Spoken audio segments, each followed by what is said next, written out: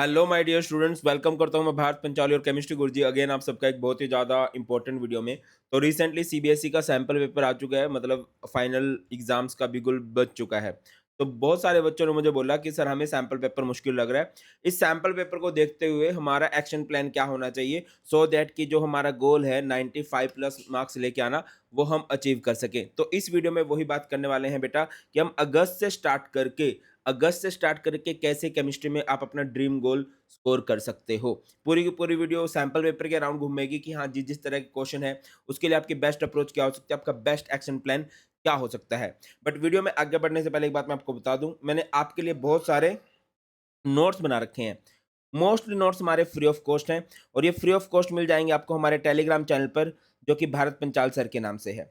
तो मैं सभी बच्चों को ये रिकमेंड करूंगा कि आप सबको टेलीग्राम चैनल ज्वाइन कर लेना है। यहाँ पर सारे के सारे नोट्स, सारे के सारे इंपॉर्टेंट वीडियोस के लिंक आपको टाइम टू टाइम मिलते रहते हैं। ऑलरेडी 150 के स्टूडेंट्स ने ज्वाइन कर रखा है, लगभग 1.5 लाख बच्चों ने ये ग्रुप ज्वाइन कर रखा है। तो बहुत सारे free notes, short notes, one page notes, formula sheet, जिससे आपको आइडिया भी लगता रहता है, ये सारे आपको उधर मिल जाएँगे। अब आगे बढ़ते हैं। अब भैया युद्ध में जा रहे हो तो युद्ध का पता होना चाहिए कि कॉम्पिटिटर हमारा अपोजिशन कौन है। तो अपोजिशन हमारी ये है, ये हमारा सिलेबस है।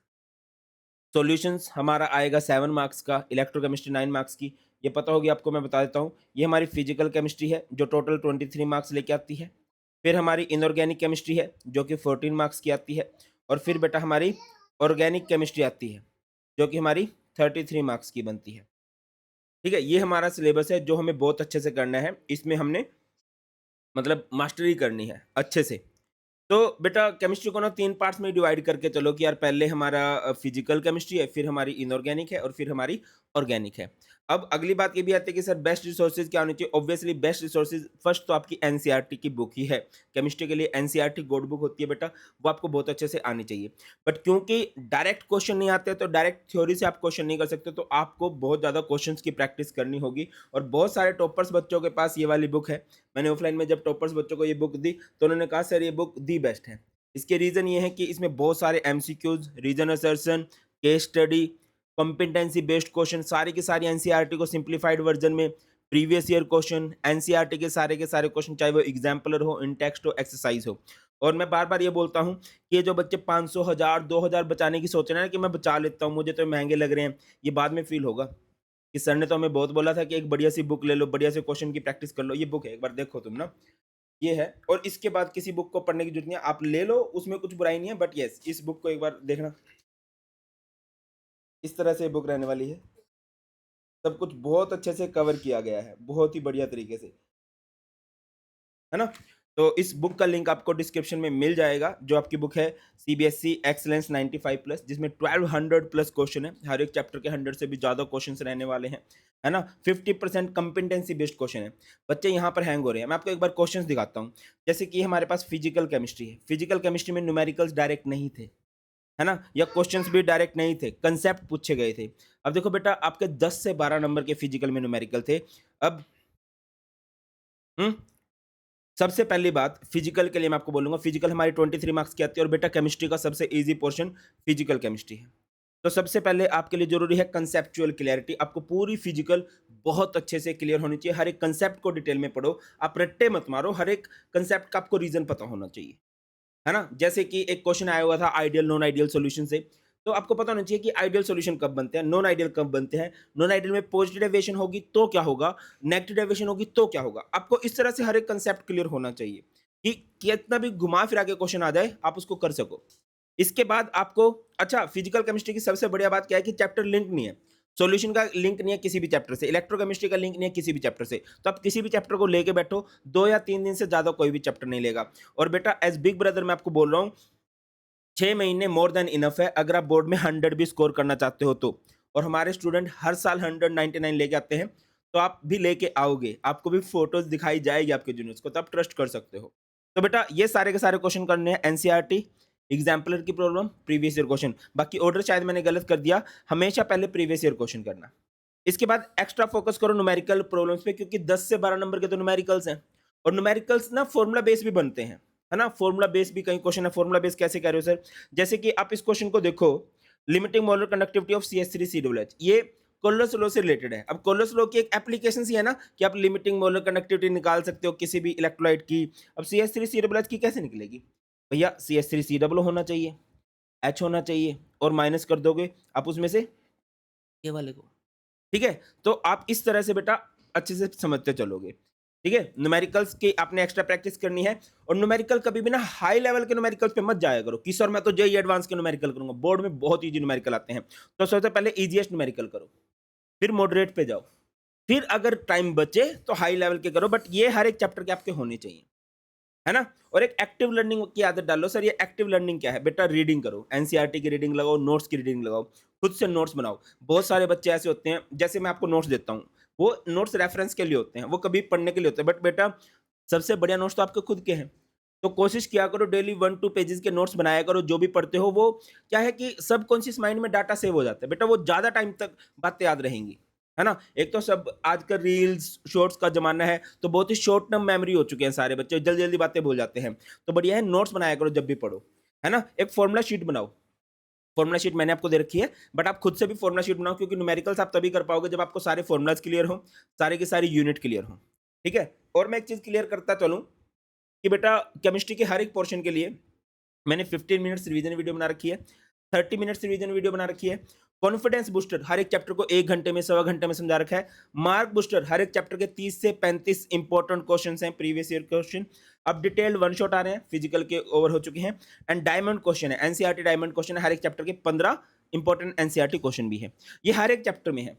तो इनको आप कभी भी सर्च करके देख लेना या फिर लिंक आपको डिस्क्रिप्शन में मिल जाएंगे। है ना? ये मैं बार-बार आपको हर एक पोर्शन के लिए नहीं बताऊंगा, ये हर एक जगह बना रखे हैं। आगे मूव करते हैं। नेक्स्ट हमारी आ जाती है इनऑर्गेनिक केमिस्ट्री। इनऑर्गेनिक केमिस्ट्री हमारी 14 मार्क्स की आती है और एक इजी सा क्वेश्चन है, टोटली थ्योरी है, बट आपकी बार ना एक नया क्वेश्चन था। जैसे ये देखो, diaqua silver dichloroargentate. ये क्वेश्चन पिछले 10 सालों में इस टाइप का क्वेश्चन नहीं था, ना सैंपल पेपर में था, ना ही प्रीवियस ईयर की बुक में था। तो एक नया क्वेश्चन है। अब नया क्वेश्चन है तो ऑब्वियसली हमें नई तरह की तैयारी करनी पड़ेगी, तो मैं आपको रिकमेंड करूंगा। अब देखो ये देखो इस तरह के क्वेश्चन आए हुए हैं, तो आपको थोड़ा-सा और डिटेल में पढ़ना पड़ेगा। इनऑर्गेनिक के लिए एनसीईआरटी पे फोकस करो, एनसीईआरटी की लाइन बाय लाइन पढ़ो और टेंशन मत लो, मैं तुम्हें एनसीईआरटी की लाइन बाय लाइन पढ़ाऊँगा, जो भी बोर्ड एग्जाम्स के लिए नीडेड है।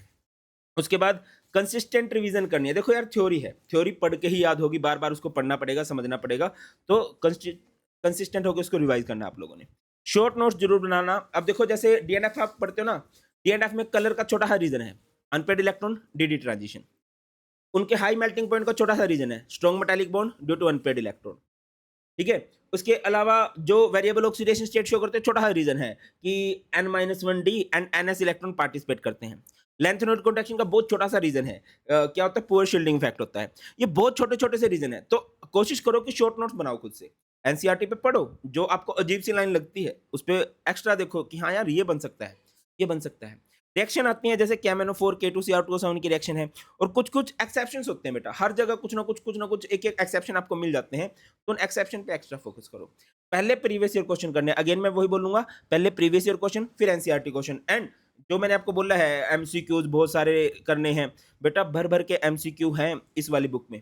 और ये नहीं है कि मेरी बुक है तो प्रमोशन कर रहा हूँ, ये एक बात है, बट ये बुक दी बेस्ट है, आप लोगों को रिग्रेट नहीं होगा। और प्लीज जिन बच्चों ने बुक ले रखी है कमेंट सेक्शन में जरूर बताओ यार, सो दैट कि बाकी बच्चों को भी आइडिया हो, आप ये बोलोगे कि सर कॉन्फिडेंस आ रहा है इस बुक को देख के।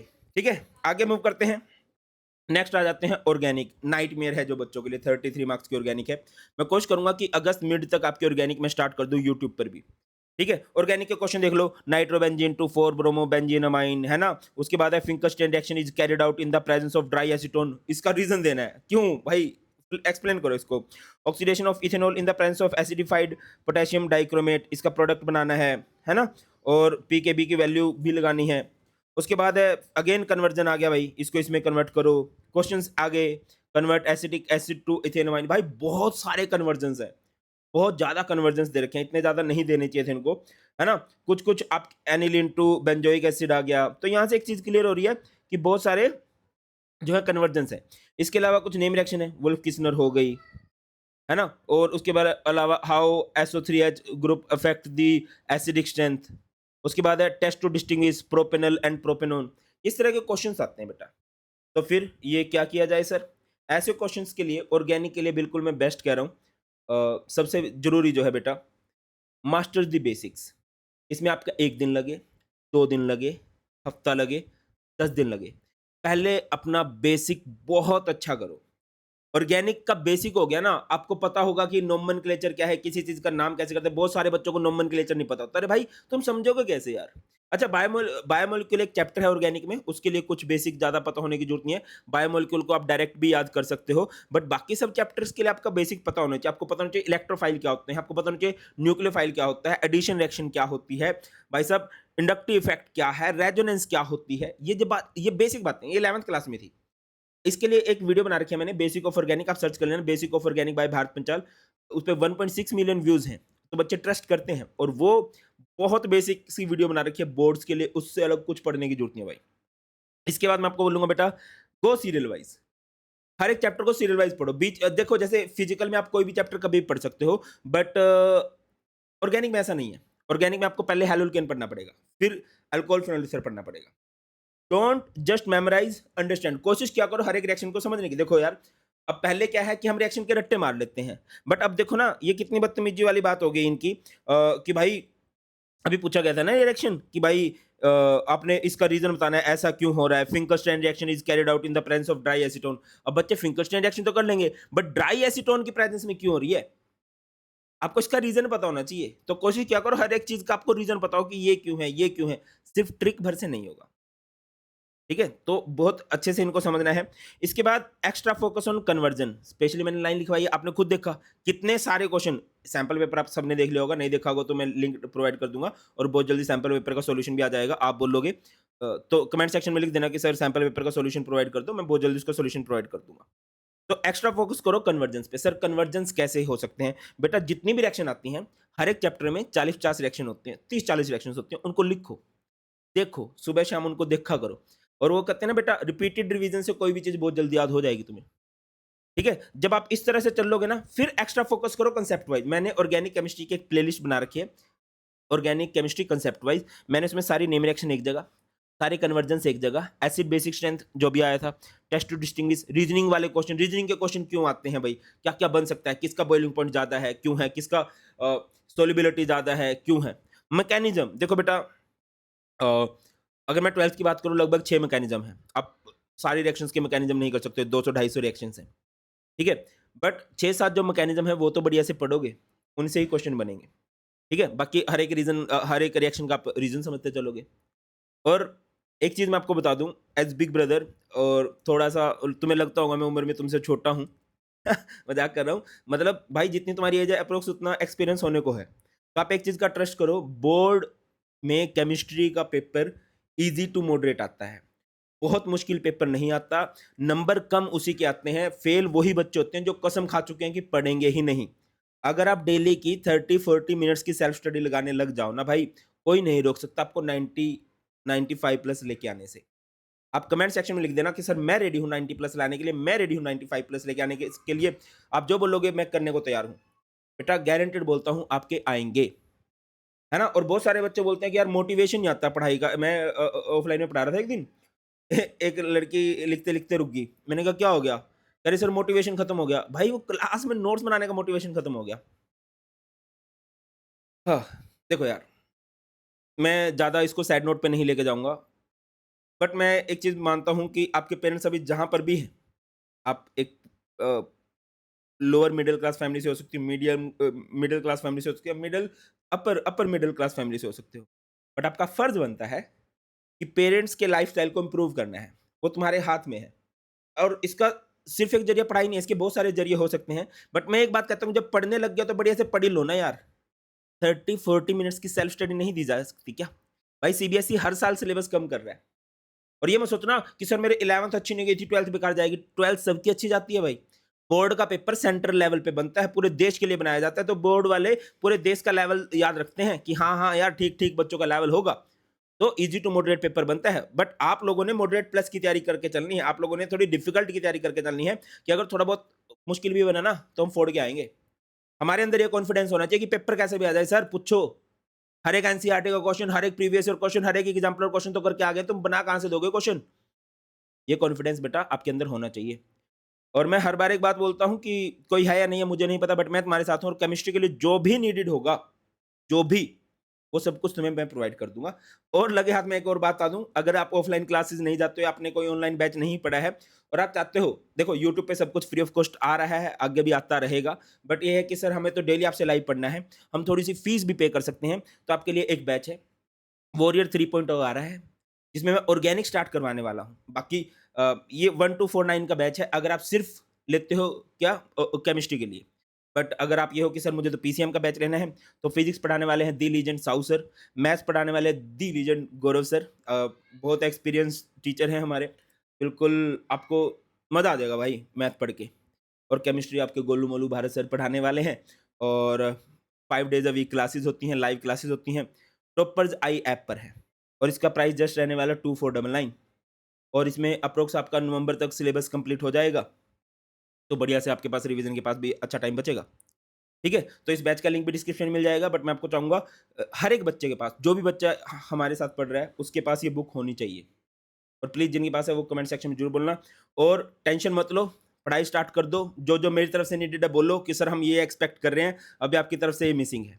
ठीक है? That's all in this video. जोश हाई रखो, बहुत जल्द मिलते हैं। God bless you all, please take care, ख्याल रखिए। जय हिंद।